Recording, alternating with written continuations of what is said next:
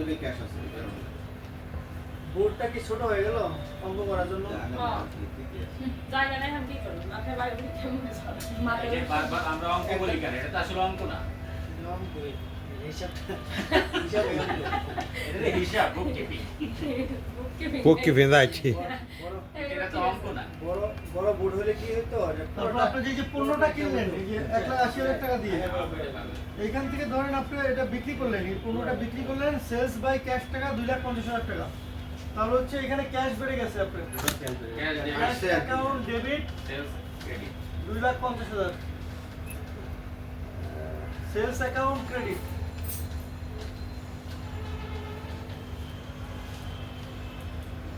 Sales এখানে credit কেন বলেন এটা কি সেলসটা কি বিক্রয় বিক্রয়টা কি ওই চারটার মধ্যে কি পড়ে ওটার মধ্যে করে নগদ টাকা আসছে সম্পদ চলে গেছে ওই চারটার ভিতরে কি পড়ে অ্যাসেট ইনকাম এক্সপেন্স আর হচ্ছে লায়াবিলিটি এর ভিতরে সেলসটা কি ইনকাম ইনকাম ইয়েস ইনকাম কোন বাড়ছে যেহেতু লসটা হয় না ইনকাম কমে গেল না না সেলস করলে দিন ইনকামই হয় আপনার ওই ইনকাম বেড়ে গেল মানে ক্রেডিট টাকা আসছে না আপনার ইনকামই ইনকাম কি আমি কি বলছি লায়াবিলিটি আর হচ্ছে ইনকাম হচ্ছে ক্রেডিট না জি ক্রেডিট মানে তার মানে হচ্ছে আপনি যেহেতু বিক্রয় বেড়ে গেছে তাহলে আপনি ক্রেডিট হয়ে গেল ডেবিটটা ক্রেডিট হয়ে গেছে আর ক্যাশ আপনার বেড়ে গেছে সম্পদ বেড়ে গেছে টাকা পাইছেন না বিক্রয় করে সেক্ষেত্রে আপনি হচ্ছে আলাদা আমরা কিছু প্রোডাক্ট বিক্রি করেছি আপনার এখানে দুইটা সাজাই দেওয়া হবে দুটো আধা ফিলার করতে তাহলে ডিসিশন সাজাই দেওয়া হবে তাহলে আমার প্রোডাক্ট আমাদের প্রোডাক্ট চলে গেছে ওটা হলো ওটা ক্রেডিট আর ওর করে কি আসলো ক্যাশ যেহেতু বেড়ে গেছে ডেবিট আর উল্টা তো ক্রেডিট হবে সবসময় মানে দুতরফা মানে ডাবল এন্ট্রি সিস্টেমে আগাইতে হবে না আপনি মিলবে না আগে একতরফা করতো এক সময় তো বিক্রি হয়েছে শুধু সেলস দেখাই দিত ওটা অ্যাকাউন্টিং ছিল না যখন ছিল না তখন একতরফা করতো বিক্রি হয়েছে শুধু সেলসই দেখাই দিত ক্যাশে আসে কি আসে ডাবল এন্ট্রি করতে হবে এখন তো প্রতিটা ট্রানজাকশন আপনার লেনদেন ডাবল এন্ট্রি করতে হবে না বলে নেবে ডাবল এন্ট্রি করে দিতে হবে তাহলে আপনার সব সাইড মিলে যাবে এই ডাবল এন্ট্রি সিস্টেম সুন্দর অ্যাকুরেট হলে আপনার ব্যালেন্স শিট মিলবে 2,25,000 তাহলে মিলবে তারপরে হচ্ছে বলছে আচ্ছা তাহলে এখানে কত 42,20,000 ছিল এর সাথে আমার আরো 2,00,000 টাকা যোগ হয়ে গেল বুঝাইন সিনিয়র যারা আছেন বুঝাইন 34,70,000 প্রথমে আলোচনা করতেছি আমি কিন্তু অ্যাকাউন্টিং ছিল তারপরে তুমি ভুলে গেছি এটা তো প্র্যাকটিস নাই আপনার 44,70,000 না থাকলে ক্যাশ বেড়ে গেল না আমার 42,20,000 ছিল হ্যাঁ বেড়ে গেছে আবার 2,00,000 বেড়ে গেল তারপরে জানাল হচ্ছে office rent paid by cash টাকা 1,10,000 টাকা আমি ভাড়া পরিশোধ করছি অফিস রেন্ট কি এটা বলেন এটা অফিস রেন্ট কি ভাড়া ভাড়া এক্সপেন্স ভালো সবই খরচ। এই তো অফিস রেন্ট এক্সপেন্স তাহলে এটা খরচ যেহেতু ডেবিট তাই না কত টাকা 1,10,000 আর যেহেতু বেড়ে গেছে ডেবিট আবার ক্যাশ করছি ক্যাশ কমে গেল ক্যাশ হলো ক্রেডিট এইভাবে এই যে ভাইজি ভাই বলতেছে না এইভাবে যদি আপনারা ধরতে পারেন তাহলে আমার মনে হয় যে করে দিলে ব্যালেন্স শিটটা মিলবে এবং এইগুলোই থাকে বাইরে কিছু থাকে না আর কি থাকে কিছু থাকে তার মানে কি আমাদের হচ্ছে 44,70,000 থেকে 1,10,000 কমে গেল তাহলে 43,60,000 থেকে মানে হিসাব থেকে না ভালোভাবে শিখতে মানে এটা থাকলে আমার ইনকাম ট্যাক্সের 50% 60% হয়ে যাবে তারপরে খালি ইনকাম ট্যাক্সের তো আপনার তেমন কোনো ই নাই, ওইটা খালি হিসাব নাই এখানে কিন্তু হিসাবটা এখানে। হিসাবটা একটু বের করে নিতে হবে তারপরে তো আপনার ভাইরা বললো আমার ধারণা হলো যেটা হলো যে কিছু কিছু প্রতিষ্ঠান আপনাকে ফাইল দিলে করা যায় ওই যে ওইটাই করা যায় বলে কি আপনাকে কিছুই দিল কিছুই না দিল না খালি তখন আপনার একটা তাই হয় দিতে কিছুই হবে। দেয় না ম্যাক্সিমাম ওইটাই বেশি হয়। ওটাই টাকাই তো দেয় না। দিতে হয় তখন আপনার ইনফরমেশন দিয়ে মানে কি দেয় না বলতে এই যে তথ্যগুলা এই যে তথ্যগুলা মানে এগুলো ব্যালেন্স থেকে চা নিতে হবে না চা তুমি নিতে তুমি ধরেন নতুন একটা ক্লায়েন্ট আসলো নতুন একটা ক্লায়েন্ট আপনাকে বলবে যে আমাকে আপনি একটা করে দেন আপনি আমার এই আয় তার ব্যয় কোনো হিসাব নাই করে দিয়ে আমি 5,000 ট্যাক্স দিতে যাচ্ছি তখন আপনি তো এটা তৈরি করতে হবে নিজেই তাহলে অ্যাকাউন্টিং না করলে তো আপনি পারবেন না এগুলো এভাবে সাজাতে হবে কোথায় ব্যয় করেছে কোথায় আয় করেছে কি আছে কি নাই যখন এগুলো আপনি সব বুঝে যাবেন তখন আবার আপনাকে উল্টা দিক থেকে শুরু করতে পারবেন উল্টা মানে কি তখন ব্যালেন্স শিট আর ইনকাম স্টেটমেন্ট সরাসরি করতে হবে তখন আর এগুলো লাগবে না কিন্তু এই কনসেপ্টটা আপনার ক্লিয়ার থাকতে হবে কনসেপ্ট না থাকলে তার তা করা যাবে না এই জন্য আমি এটাতে সময় নিচ্ছি এটাই বেশি। মেইন ঠিকই আছে এইটাই মেন আর কি আপনার অ্যাকাউন্ট মানে ইনকাম ট্যাক্সের মেন হচ্ছে অ্যাকাউন্টিং আর তারপরে তো ডাটা এন্ট্রি তাই কোনটা দিবে সেটা বলে দিবে তারপর হচ্ছে 8 নম্বর জানাটা কেউ বলেন রাজের সঙ্গে আমার সুবিধা আছে ড্রয়িং বাই ক্যাশ 7 টাকাতে আপনার 30,000 শিক্ষাতে drawings account debit, cash account credit. Drawing account debit, cash account কোনটা দেখতেছি? ওই যে ভাই আমি যদি ছিল ওইটাই। যার সার্ভিস লাস্টের একটা 3 নাম্বারটা আছে দিছে। ওই যে প্রিন্টার আমাদের দাও নাই না, না। গ্রুপে দেওয়া আছে তো।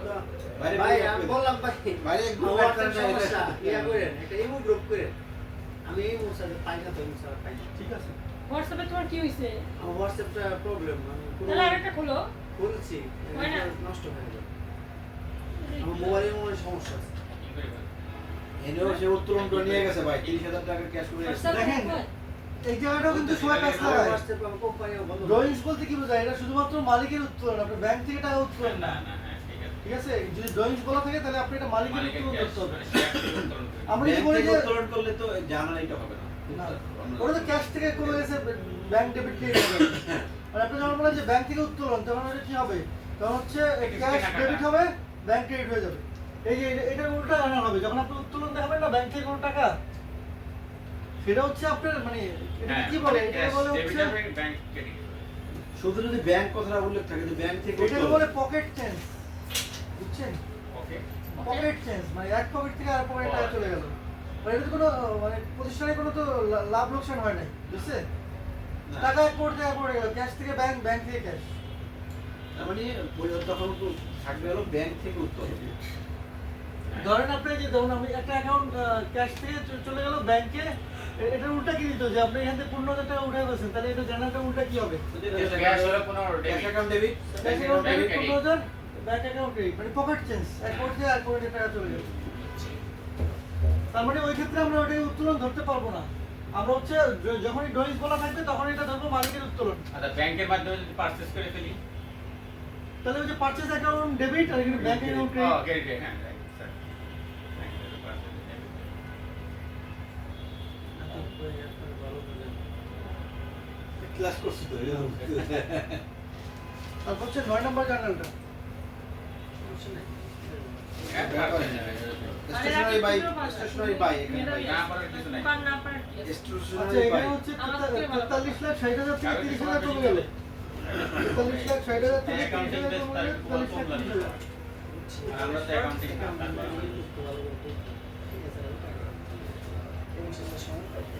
হচ্ছে এইখানে ঝামেলা লাগছে 14 নম্বরে। কি? বাকিগুলো দেখছি। Closing stationery. Closing stationery account debit আর কস্ট অফ গুডস ও, এটা তো ট্রেডিং সবার অ্যাকাউন্ট, মধ্যে। Master account credit. আচ্ছা 9 নম্বর জার্নালটা হচ্ছে স্টেশনারি বাই ব্যাংক টাকা 7,000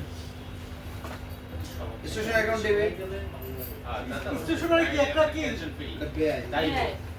স্টেশনারির পরিচয় কি দেয় মনি হ্যাঁ, ব্যয়। হ্যাঁ। হয় না এই নিয়ে ব্যাংক অ্যাকাউন্ট ক্রেডিট। ব্যাংক থেকে গেছে বাই ব্যাংক। না না হ্যাঁ। স্টেশনারি কি ব্যাংক থেকে কখনো কেনে ভাই?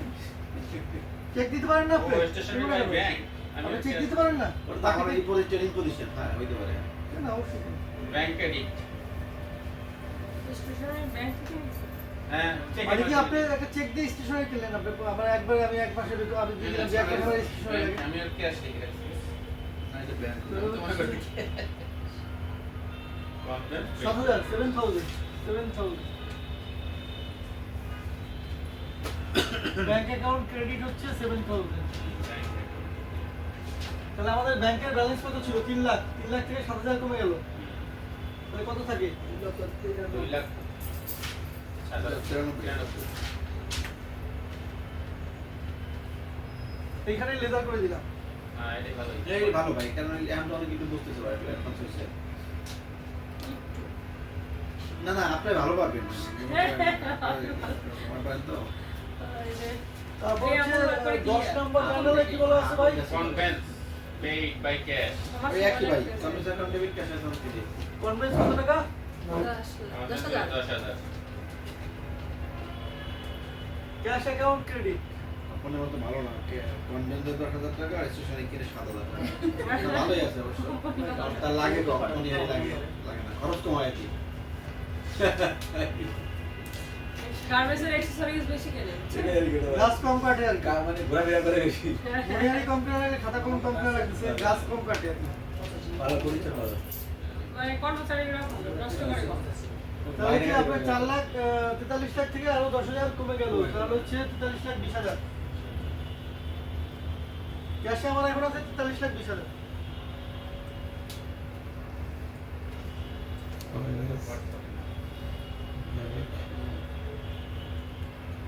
বুঝছেন তো, খরচ বেড়ে গেল, ডেবিট হয়ে গেল, মানে ক্যাশ কমে গেল, সম্পদ কমে গেল, ক্রেডিট হয়ে গেল। থেকে আপনি নিতে পারেন। আগে নিতে করতেন। এগুলো থেকে একটা সুবিধা। 11 নম্বর জানার বড় আছে ক্যাশ স্যালারি পেইড টাকা মানে স্যালারি পেড 70,000। করছে ভাই আর কি স্যালারি অ্যাকাউন্ট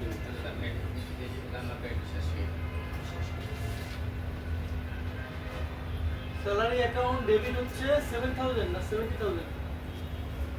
স্যালারি 70 স্যালারি হলো স্যালারি হচ্ছে খরচ, আর cash 70 account credit, cash account credit হচ্ছে Salary debit. 70,000। স্যালারি হলো তাহলে ক্যাশ থেকে আরো 70,000 কমে গেল, বিয়োগ হচ্ছে 70,000। কোন জায়গায়? 42,50,000 থাকে। সাথে নিচে। পাশে তালে বসতেছে। হ্যাঁ, ছাত্র দিয়ে আমি ছাত্রদের বসাইছি যে আমার শিখাও। এই তো আপা আমাদের বুদ্ধি আছে আমার সাথে কোন সাবজেক্ট? আরে ইন্টারের ছাত্র আসছে, আমাকে আমার শিখাও, আমি পারি না। আমি কি করবো? তারপরে হচ্ছে কলেজে আছে।